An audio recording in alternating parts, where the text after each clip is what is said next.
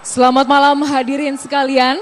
Selamat datang di Gedung Bidakara Jakarta dalam debat Cawapres 2014. Untuk memulai rangkaian acara pada malam hari ini, kami mengundang Ketua Komisi Pemilihan Umum Bapak Husni Kamil Manik untuk memberikan kata sambutan. Kepada Bapak Husni Kamil Manik, kami persilahkan.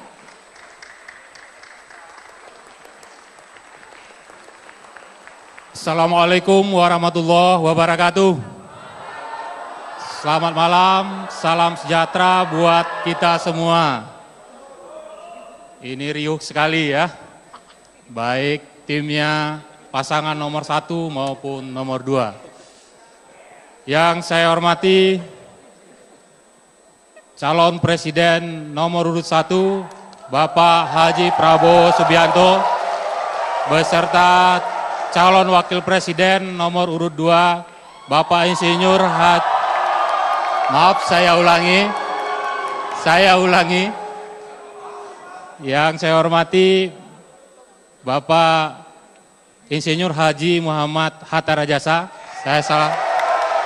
Yang saya hormati calon presiden nomor urut 2 Bapak Insinyur Haji Joko Widodo beserta calon presiden nomor urut 2 Bapak Dr. Andes Haji Muhammad Yusuf Kalla. Yang saya hormati pimpinan lembaga tinggi negara, hadirin dan pemirsa dimanapun Anda berada. Mengawali kegiatan debat keempat ini, saya mengajak kita semua memanjatkan puji syukur kehadiran Allah Subhanahu wa Ta'ala, Tuhan Yang Maha Esa. Sampai hari ini bertepatan kita sudah memasuki bulan Ramadan, bulannya umat muslim berpuasa. Kita masih diberikan berkah oleh Ilahi Robbi, Tuhan Yang Maha Pengasih lagi Maha Penyayang. Bapak Ibu hadirin dan pemirsa yang saya hormati, pada debat keempat ini kita menetapkan tema pengembangan sumber daya manusia dan pengembangan ilmu pengetahuan dan teknologi, di mana yang akan tampil menyampaikan visi, misi, dan program pasangan calon presiden dan wakil presiden kali ini adalah calon wakil presiden masing-masing, yaitu Bapak Insinyur Haji Muhammad Hatta Rajasa dan Bapak Dr. Andes Haji Muhammad Yusuf Kalla.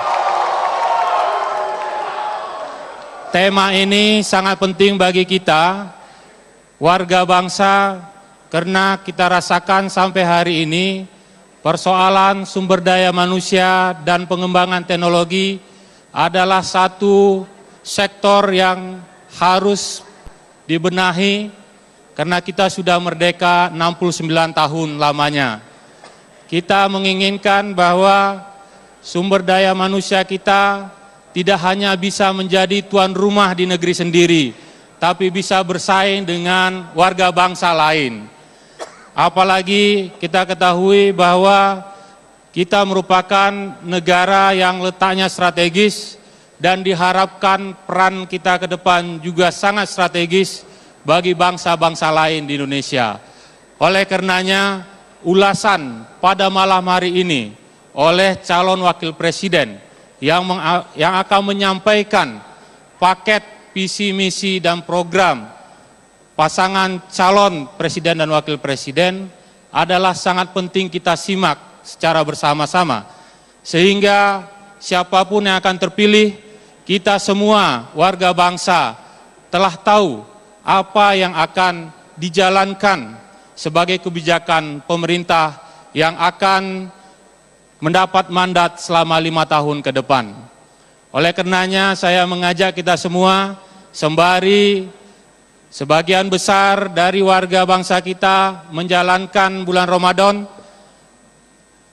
baik menjalankan ibadah pada siang hari maupun malam hari, kita berdoa kepada Allah yang Maha Kuasa agar kegiatan debat ini bisa berjalan lancar dan kita juga berharap mendoakan agar 9 Juli 2014 pemungutan dan penghitungan suara berjalan dengan sukses. Mari kita saksikan acara debat keempat ini antara calon wakil presiden. Assalamualaikum warahmatullahi wabarakatuh.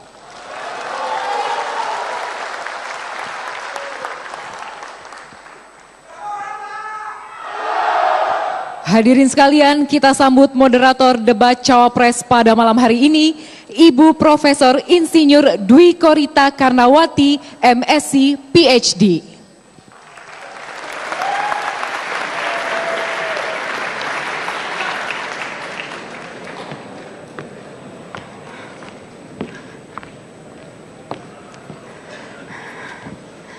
Selamat malam Indonesia. Selamat jumpa kembali dalam acara debat calon wakil presiden 2014. Debat malam ini merupakan putaran yang keempat dari seluruh rangkaian debat Pilpres 2014. Tema yang akan dibahas malam ini adalah pembangunan sumber daya manusia dan ipteks. Saya Dwi Korita Karnawati, moderator debat malam ini.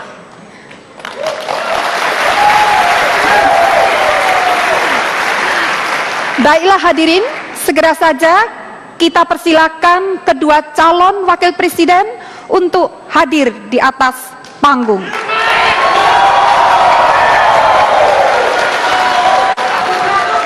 Calon nomor urut 1, Bapak Insinyur Haji Muhammad Hatta Rajasa, kami persilakan. Dan calon nomor urut 2, Bapak Haji Muhammad Yusuf Kala.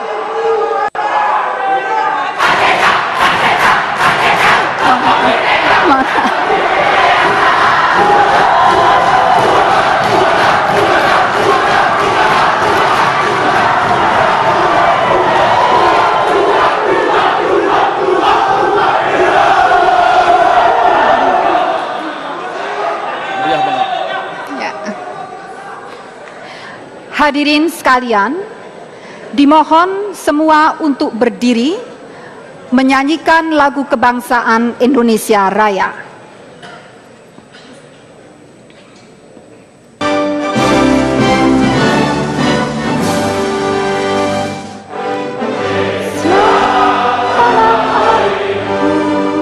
Tanah tumpah darahmu, di sana aku berdiri jadi pemimpinmu.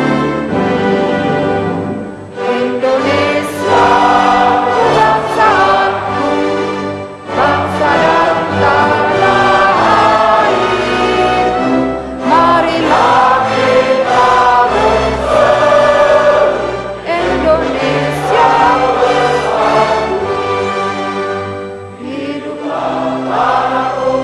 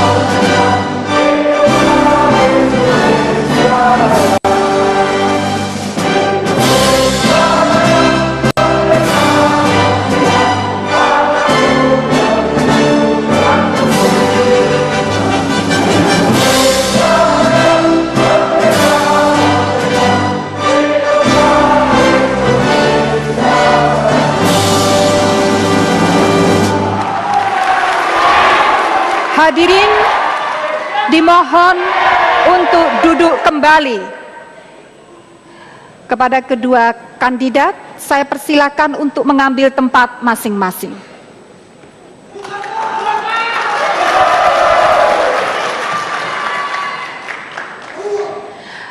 Baiklah hadirin, sebelum acara ini kita mulai, untuk menjaga ketertiban dan kelancaran acara debat, akan kami ingatkan sekali lagi aturan yang telah ditetapkan oleh Komisi Pemilihan Umum yang ditayangkan sebagai berikut.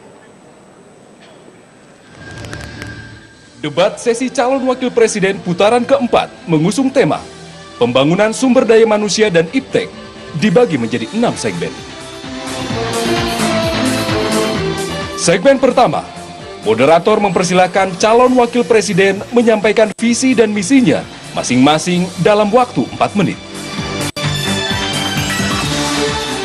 Moderator kembali memberikan kesempatan kepada masing-masing calon wakil presiden untuk mempertajam visi dan misi selama 3 menit di segmen kedua. Selanjutnya di segmen ketiga, moderator akan melayangkan pertanyaan yang sama kepada semua kandidat untuk dijawab dalam waktu maksimal 3 menit.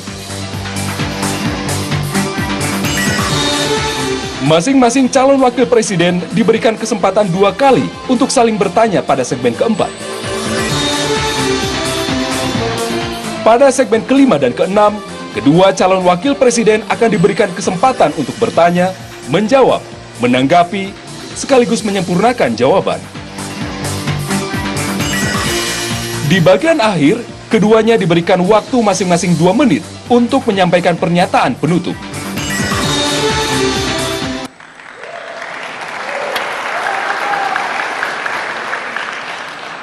Baiklah hadirin sekalian, selain aturan yang telah ditetapkan oleh Komisi Pemilihan Umum, perlu saya tambahkan aturan tambahan.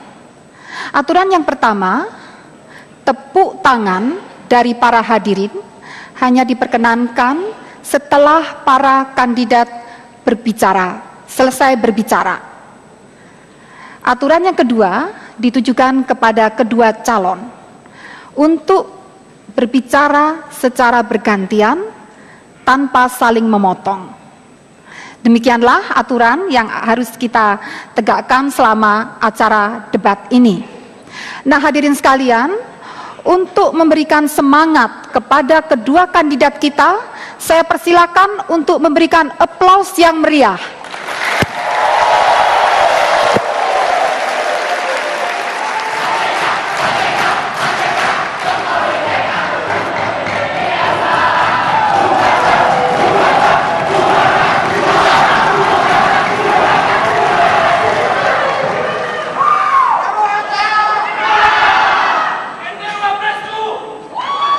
Baiklah hadirin, terima kasih atas tepuk tangannya. Baiklah hadirin, kita mulai segmen pertama adalah pemaparan visi dan misi. Kesempatan pertama saya berikan kepada Bapak Yusuf Kalla. Terkait dengan tema sumber daya manusia dan IPTEK, mohon Bapak dapat menyampaikan visi dan misi Bapak dalam waktu 4 menit, waktu 4 menit mulai sekarang. Bismillahirrahmanirrahim. Assalamualaikum warahmatullahi wabarakatuh. Waalaikumsalam warahmatullahi wabarakatuh.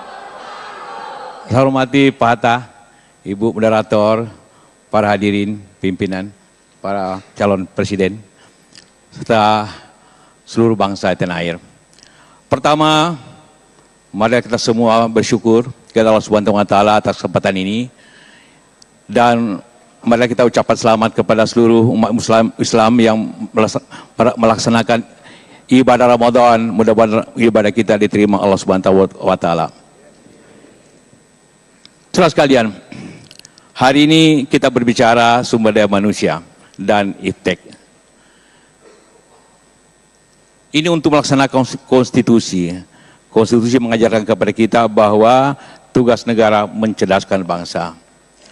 Begitu juga Allah Subhanahu wa taala telah menjanjikan dalam surat Al-Mujadilah, Allah akan meninggikan orang yang beriman di antara kamu dan yang diberi ilmu pengetahuan beberapa derajat. Artinya adalah bahwa apapun yang kita bicarakan ini penting untuk dunia dan akhirat. Oh sekalian, apabila kita berbicara tentang sumber daya manusia, maka kita berbicara kepada bangsa. Kenapa? Karena pembangunan itu sendiri, objek dan subjeknya adalah manusia, bangsa Indonesia. Karena itulah kita semua, Pak Jokowi selalu mengatakan bahwa yang pertama harus dilaksanakan ialah meningkatkan derajat sumber daya manusia kita. Sumber daya manusia tentu ditingkatkan dengan pendidikan. Pendidikan, teknologi, dan ilmu pengetahuan. Memang pendidikan, ilmu pengetahuan, teknologi tidak bisa dipisahkan.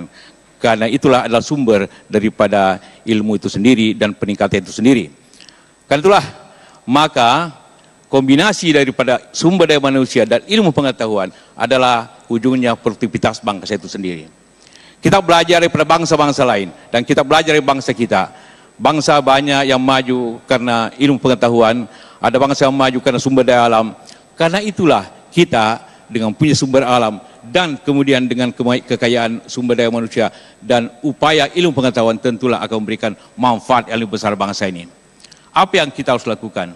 Banyak hal tentunya. Pendidikan kita memang merupakan ada sistem pendidikan nasional yang mengutamakan kecerdasan, akhlak yang baik, budi pekerti dan juga pengetahuan yang baik. Adalah tugas untuk kita semua. Kita semua sudah mempunyai anggaran yang sesuai dengan Undang-Undang Dasar 20%. Merupakan hal yang tidak banyak diterapkan oleh bangsa-bangsa lain. Ilmu pengetahuan teknologi, kita mempunyai banyak lembaga. Ada BPPT, ada LIPI, ada Batan dan sebagainya. Bagaimana lembaga-lembaga ini menjadi ujung tombak ke depan untuk memajukan teknologi ini. Begitu juga universitas begitu banyak yang harus disatukan kemampuannya untuk memajukan ilmu pengetahuan bangsa ini. Karena dengan modal perguruan tinggi, modal pendidikan, modal daripada institusi swasta yang harus maju bersama-sama akan menjadi suatu kekuatan besar ke bangsa ini. Tentu dibutuhkan usaha, dibutuhkan kebersamaan bangsa ini untuk maju secara bersama-sama. Mudah-mudahan dalam kesempatan ini kita semua akan mendapatkan suatu kesempatan yang sama. Karena kemajuan itu kemajuan kita semua. Kemajuan itu adalah harapan kita semua. Pendidikan, ilmu pengetahuan, sumber daya manusia merupakan suatu hal yang tidak bisa berdiri sendiri. Harapan kita semua mudah-mudahan dalam pemerintahan ke depan, apapun caranya kita harus maju dengan kemampuan itu. Terima kasih. Bapak Yusuf Kalla, masih ada waktu. Terima kasih. Terima kasih. Untuk berikutnya saya persilakan Bapak Hatta Rajasa untuk memaparkan visi dan misi terkait dengan tema saat ini. Waktu 4 menit mulai dari sekarang.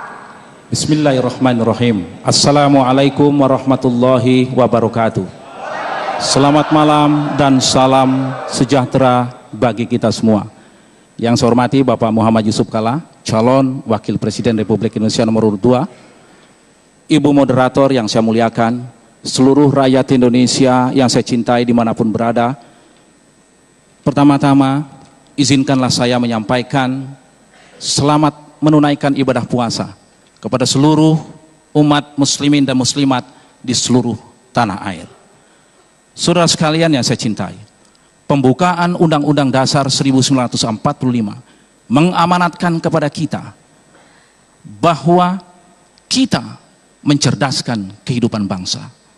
Artinya sangat tergantung kepada kualitas sumber daya manusia dan penguasaan ilmu pengetahuan dan teknologi. Sedangkan kualitas sumber daya manusia sangat ditentukan oleh 2 faktor utama, pendidikan dan kesehatan. Sejarah umat manusia mencatat jatuh bangunnya peradaban manusia sangat ditentukan oleh kualitas sumber daya manusia dan penguasaan ilmu pengetahuan dan teknologi pada zamannya. Prabowo dan Hatta berkeyakinan Indonesia dapat menjadi negara yang sejahtera, maju dan berperadaban apabila sungguh kita meletakkan sumber daya manusia dan penguasaan ilmu pengetahuan dan teknologi sebagai pilar utama membangun peradaban bangsa. Kata kunci dan tantangan yang kita hadapi adalah sejauh mana kita dapat menjamin seluruh warga bangsa kita untuk dapat menikmati pendidikan yang inklusif, berkeadilan, berkualitas, sedini mungkin, setinggi mungkin, menjangkau seluas mungkin. Disinilah tantangan yang harus kita jawab. Prabowo dan Hatta Rajasa menjawab itu dengan memperbaiki kualitas pendidikan, memperluas akses, dan mempermudah jangkauan dengan mewajibkan kita untuk berpendidikan 12 tahun. Karena itu hak yang mendasar bagi warga negara kita. Di bidang iptek, tentu saja pemerintah wajib memajukan ilmu pengetahuan dan teknologi untuk memajukan peradaban dan memakmurkan umat manusia. Kata kunci di dalam iptek ada 3. Bagaimana iptek kita bisa membangun daya saing bangsa. Yang kedua, bagaimana iptek kita dapat menjawab, merespons keberlanjutan pengelolaan sumber daya alam kita, baik nirhayati maupun hayati. Dan yang ketiga adalah bagaimana iptek kita mampu menyiapkan masyarakat Indonesia yang kritis, yang inovatif untuk menjawab tantangan globalisasi yang semakin ketat. Di bidang kesehatan, kita akan melanjutkan perbaikan gizi masyarakat, memperluas akses pelayanan BPJS, baik cakupan maupun mendekatkan pelayanan kesehatan kepada masyarakat. Apabila kita melihat, kita pun penting meningkatkan produktiviti dari tenaga kerja kita yang 46% masih berpendidikan SD.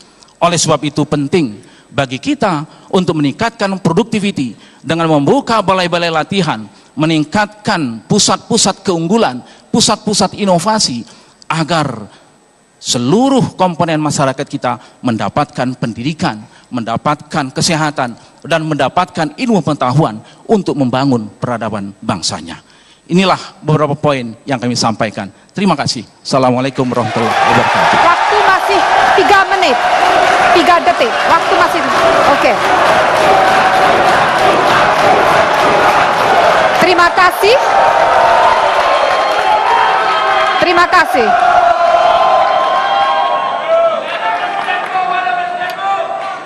Baik, hadirin sekalian, telah kita ikuti bersama pemaparan visi dan misi oleh kedua calon. Untuk segmen berikutnya, kita akan masuk pada pendalaman visi dan misi. Namun sebelumnya, kita ikuti jeda berikut.